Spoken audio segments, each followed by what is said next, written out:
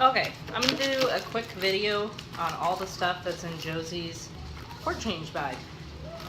To do a port change for Josie requires a lot of different equipment, and to make it easier, I put everything into a little Ziploc bag and have everything all ready to go. So if we go somewhere like tonight, we're staying the night at Grandma's for a sleepover. So everything for her port change is in one little bag.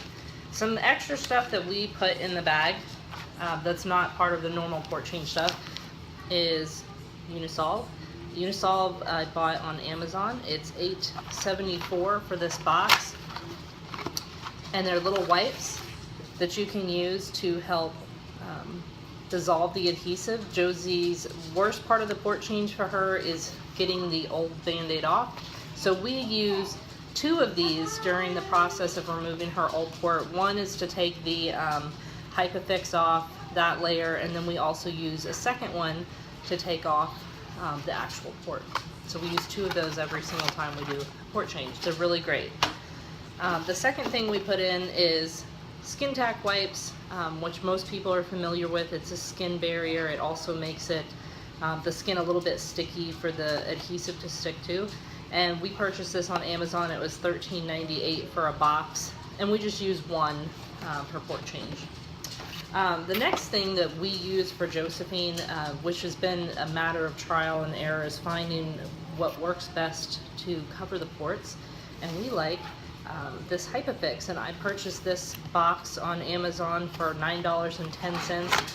And you can purchase different sizes. This one happens to be 2 inches by 10 yards.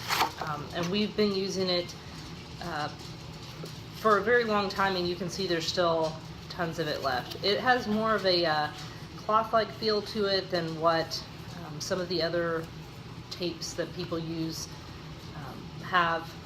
I like it a lot because it's customizable. I can cut this to any size I want. I can use it for her port changes. I can use it for her Dexcom, to cover her Dexcom, and I just cut out the part in the center, as you'll see when we open up the bag, to put over her port. So we like that a whole lot. It seems to work better for baths and things. I always had problems with the other tapes that they would, whenever I wanted them off, we would take a bath and those things would stick like crazy, and then my mom's phone is ringing. And then whenever we didn't want them off, they would fall off. So we switched to Hypafix, and we really like it a lot. So now on to all the stuff that's in her bag. One sandwich size bag, which we use to put all the trash in. We keep 1 alcohol wipe in there to, in case we needed to clean something, to sanitize her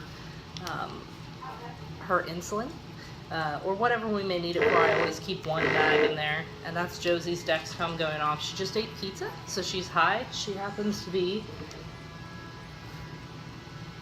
don't know if you can see that on the screen or not, but she is, there you go, if I tilt it, she is 268 right now. She just ate pizza, but she just got insulin, so she'll come down.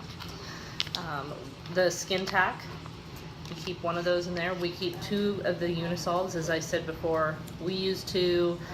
Taking off the old one's the hardest part for Josie, so we try to be as accommodating as possible, use as much of this as possible to get it off gently. And then Josie wears an Animus pain pump. She uses the Inset 30, I believe it's 13 millimeter cannula with a 23-inch tubing. So this is the cannula part of the device.